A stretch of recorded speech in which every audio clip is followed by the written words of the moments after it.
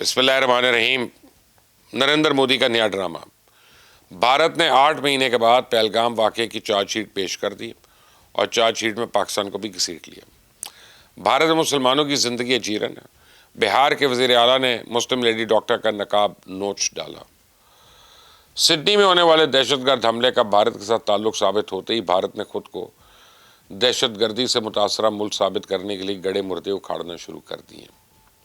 जी, पहलगाम वाक़े के 8 महीने के बाद भारत की नेशनल इन्वेस्टिगेशन एजेंसी ने पहलगाम वाक़े के 6 मुलजमान के खिलाफ चार्जशीट एक खसूसी अदालत में फ़ाइल कर दी है और इस चार्जशीट में मुबैना तौर पर एक पाकिस्तानी को नामजद करके एक बार फिर इस वाक़े में पाकिस्तान को घसीटने की कोशिश की गई है। साजिद जट नामी यह जाली पाकिस्तानी कौन है, कहाँ का रहने वाला है, इसके खिलाफ शवाहिद कहाँ है, इस बारे में एनएनआई ने कुछ नहीं बताया, लेकिन गोदी मीडिया को एक हेडलाइन ज़रूर मिल गई है। साजिद जट के अलावा इस चार्जशीट में फैसल जट उर्फ सलमान शाह, हबीब ताहिर उर्फ जिब्रान और हमज़ा अफ़गानी के भी नाम दर्ज हैं। फैसल, हबीब और हमज़ा के बारे में इंडियन सिक्योरिटी फोर्सेस का दावा है कि उन्हें रवां बरस जुलाई में श्रीनगर के जंगल में ऑपरेशन महादेव के दौरान हलाक किया गया और इस चार्जशीट में बशीर अहमद जुठार और परवेज़ अहमद जुठार नामी 2 कश्मीरियों के नाम भी शामिल हैं। तो इंडियन सिक्योरिटी फोर्सेस का दावा है कि इन दोनों को रवां बरस जून में गिरफ्तार किया गया और इन पर इल्ज़ाम था कि उन्होंने पहलगाम में सयाहों पर हमला करने वालों की सहूलतकारी की थी। कमाल यह है कि मोदी सरकार ने आज तक इस मुबैना सहूलतकारों को ना तो किसी अदालत के रूबरू पेश किया, ना ही कभी मीडिया के सामने लाने की उनको जुर्रत की। आपको याद होगा कि पहलगाम वाक़े के फ़ौरन बाद भारत ने दावा किया था कि इस हमले की जिम्मेदारी द रेजिस्टेंस फ्रंट नामी एक गिरोह ने कबूल की है। तो भारतीय मीडिया TRF नामी इस गिरोह को कलअदम लश्कर तैयबा की एक ज़ैली तंजीम साबित करने के लिए दावे करता रहा, लेकिन NIA की ताज़ा तरीन चार्जशीट में जैश मोहम्मद और TRF को पहलगाम हमले का मनसूबा साज करार दिया गया। तो अब इस चार्जशीट में कलअदम लश्कर तैयबा का नाम मौजूद है, ताहम उसे सहूलतकार के तौर पर बयान किया गया। अब होगा ये कि हफ्ते में 1-2 रोज़ मुकदमे की समाअत हुआ करेगी और गोदी मीडिया सारा दिन इस समाअत की बुनियाद पर पाकिस्तान के खिलाफ जहर उगलेगा। भारतीय एंकर्स ने तो गले फाड़ फाड़ कर पाकिस्तान की दहशतगर्दी का स्पॉन्सर साबित करने के लिए एड़ी चोटी का जोर लगाएंगे, लेकिन जिस तरह पहलगाम का फॉल्स फ्लैग ऑपरेशन बेनकाब हुआ, इसी तरह भारत का यह नया ड्रामा भी इंशाल्लाह फ्लॉप होगा। शैतान मोदी ने सिर्फ बिहार का इलेक्शन जीतने के लिए पहलगाम में 26 मासूम सयाहों का खून बहा दिया और इस कमीने ने अपनी गिरती हुई पुरानी मकबूलियत को सहारा देने के लिए ऑपरेशन सिंदूर शुरू किया और नीतीश कुमार नामी दरिंदे को बिहार का वज़ीर आला बनवाने के लिए भारतीय सेना ने अपने सैकड़ों फौजियों के खून और कीमती तैयारों की कुर्बानी दी। जिस शख्स के लिए इतना बड़ा ड्रामा स्टेज किया गया, इसकी औकात यह है कि इसने एक तकरीब के दौरान कैमरास के सामने एक मुसलमान खातून का नकाब नोच डाला। सौम्या कुमारी, माननीय मुख्यमंत्री जी अपने हाथों से नियुक्ति पत्र देके नीलम अभिरंजन। बिहार के वज़ीर आला नीतीश कुमार ने जिस खातून के चेहरे को बेनकाब करने की कोशिश की वो डॉक्टर है और अपनी नौकरी का लेटर लेने के लिए वज़ीर आला ऑफिस आई थी। ये पहला मौका नहीं है, बल्कि नीतीश कुमार इससे पहले भी कई मौके पर बदतमीज़ी का मुजाहरा कर चुके हैं। इस हिंदू जुनूनी ने अगस्त में एक मदरसे में होने वाली तकरीब में टोपी पहनने से इनकार कर दिया। चंद महीने पहले एक तकरीब में किसी सरकारी अफसर ने इसका एक छोटा सा गमला पेश किया तो नीतीश कुमार ने वो गमला वसूल करने के बाद उसी अफसर के सर पर रख दिया। पिछले दिनों गांधी की बरसी की तकरीब थी, पूरा हॉल सोगवार था, लेकिन मोदी के इस चेले ने अचानक उठकर तालियां बजानी शुरू कर दी। ये नीतीश कुमार इस कदर कमीना और चापलूस है कि इससे तो भरे जलसे में मोदी के पाँव छूने में यार महसूस नहीं किया। इस नमूने को जुटवाने के लिए मोदी ने पहलगाम में फॉल्स फ्लैग ऑपरेशन किया, अपने फौजियों को बेमौत मरवाया, अपने तैयारे और एयर डिफेंस सिस्टम तबाह करवाए, हत्ता कि भारत के वक़ार को मिट्टी में मिला दिया। पहले पूरा भारत मोदी पर थू थू कर रहा था, आज पूरा भारत मोदी की चॉइस पर भी लानत भेज रहा है। जिस तरह मोदी, योगी आदित्यनाथ और नीतीश कुमार जैसे हिंदू इंतापसंद भारतीय सेकुलरिज्म के बखी और धेड़ने हैं। कांग्रेस को तो चाहिए तो सड़कों पर निकल आती, लेकिन राहुल गांधी ने इस वाक़े बदतमीज़ी करार देते हुए सिर्फ नीतीश कुमार का इस्तीफ़ा तलब करने पर इत्तफाक किया।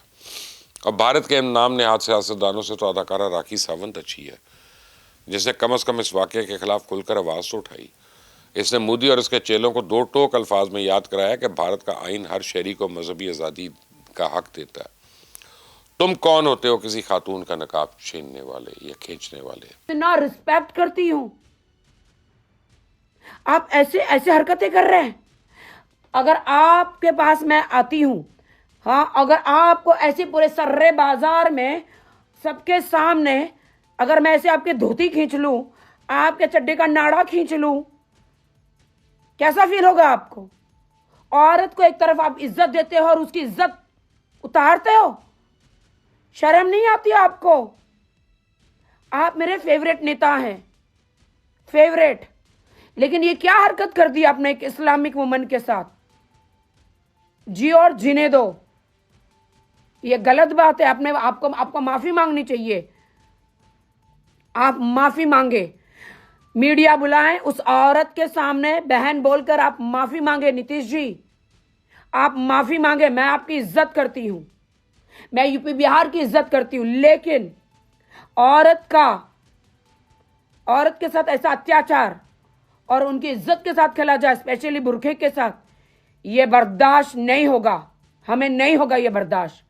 आप माफी मांगे। तो मैं आपको बताऊं कि वज़ीर आला नीतीश कुमार की यह हरकत गैर इरादी नहीं थी, बल्कि एक सोची समझी साजिश थी या कोशिश थी, क्योंकि बीजेपी ने भारत में मुस्लिम शनाख्त और इक़्तिदार को मिटाने के लिए आजकल एक घिनौनी मुहिम शुरू कर रखी है। ये लोग मुस्लिम खवातीन के बुर्का और नकाब पहनने पर कानूनी पाबंदियां लगवाना चाहते हैं, इसलिए इस किस्म की घटिया हरकतें कर रहे हैं। और अभी पिछले हफ्ते मुंबई के विवेक विद्याला जूनियर कॉलेज की इंतज़ामिया ने मुस्लिम तालिबात के नकाब ओढ़ने पर पाबंदी लगाई थी। तालिबात ने पहले तो एक दो दिन एहतजाज किया, लेकिन जब बात नहीं बनी तो फिर कॉलेज के बाहर भूख हड़ताल पर बैठ गई। मैं आपको इन तालिबात की गुफ्तगू सुनवाता हूँ। सुने ज़रा भारत में आजकल मुस्लिम इक़्तिदार के खात्मे के खिलाफ किस कदर मुनज़्ज़म मुहिम चलाई जा रही है। अभी सिर्फ हमने आपका बुरखा उतरवाया है, आने वाले टाइम पे हम आपका हिजाब हम ये कवर करते हैं, दुपट्टा ये भी उतरवा देंगे। तो ये चीज़ से हम कॉलेज से थोड़ा नाराज है इस चीज़ को लेके। असल में बीजेपी की सारी सियासत ही मुस्लिम दुश्मनी के गिर्द घूमती है, और आपको इनकी सियासत से ये मुस्लिम दुश्मनी का अंसर निकाल दें, इनकी सारी सियासत धड़ाम से ज़मीन पर गिरेगी। इनके पास ना तो कोई पॉलिटिकल एजेंडा है, बल्कि कुछ और भी सिरे से मौजूद नहीं है। इनके पास आगे बढ़ने का कोई रोड मैप नहीं है।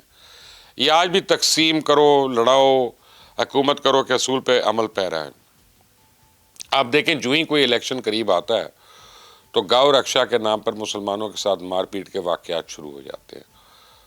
यूपी में तो हालात इस कदर ख़राब हैं कि वहाँ लाउड स्पीकर पर अज़ान देने पर पाबंदी है, और जुमे के इज्तिमा में आप मस्जिद से मुल्का सड़क पर सफ़े नहीं बिछा सकते, कोई जलसा जुलूस नहीं कर सकते, मजलिस और मिलाद की महफिलें नहीं कर सकते। अगर कोई मुसलमान इस हुकूमती गुंडागर्दी के खिलाफ आवाज़ खोले तो सरकारी मशीनरी इसका घर और दुकान गिराने पहुँच जाते हैं।